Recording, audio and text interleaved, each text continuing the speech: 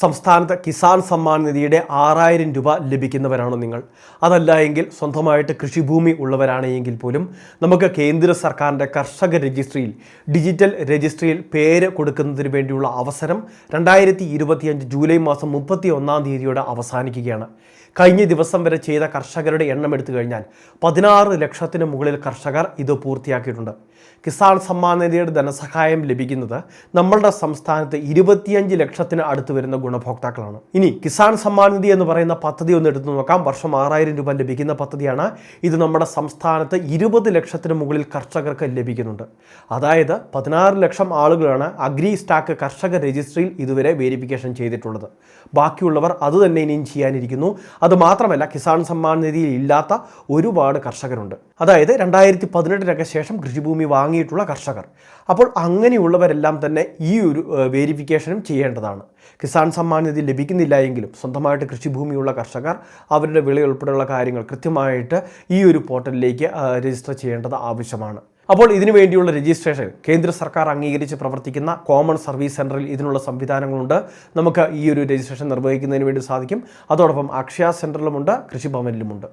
ആധാറും അതോടൊപ്പം തന്നെ ആധാറുമായിട്ട് ലിങ്ക് ചെയ്തിട്ടുള്ള മൊബൈൽ, അത് OTP ഉൾപ്പെടെയുള്ള കാര്യങ്ങൾ വരുന്നതിന് വേണ്ടി അത് കൃത്യമായിട്ട് ഉദ്യോഗസ്ഥർക്ക് കൊടുക്കുന്നതിന് വേണ്ടി അങ്ങനെയാണ് വേരിഫിക്കേഷൻ പൂർത്തിയാക്കേണ്ടത്.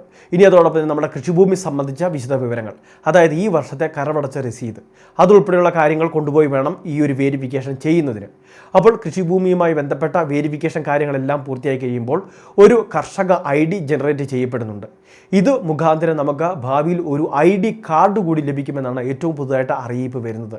അതായത് അഗ്രിസ്റ്റാക്ക് കർഷക രജിസ്റ്റർ ചെയ്യുന്ന കർഷകർക്ക് അവരുടെ കൃഷിഭൂമിയുമായി ബന്ധപ്പെട്ട ഒരു ID ജനറേറ്റ് ആവും. പിന്നീട് ഇത് കാർഡ് രൂപത്തിലേക്ക് മാറ്റപ്പെടുകയും ചെയ്യും. അതോടൊപ്പം തന്നെ നമ്മുടെ സംസ്ഥാനത്ത് നവംബർ മാസം 1-ാം തീയതി മുതലാണ് പ്രോപ്പർട്ടി കാർഡിൻ്റെ വിതരണം നടക്കുക. സർവേ വകുപ്പ്, രജിസ്ട്രേഷൻ വകുപ്പ്, റവന്യൂ ഡിപ്പാർട്ട്മെൻറ്റ്, ഈ 3 ഡിപ്പാർട്ട്മെൻറ്റുകളുടെ സേവനം എൻ്റെ ഭൂമി എന്ന് പറയുന്ന ഒരൊറ്റ പോർട്ടലിലൂടെ സംയോജിപ്പിച്ച് നമുക്ക് ലഭ്യമാവുകയാണ്.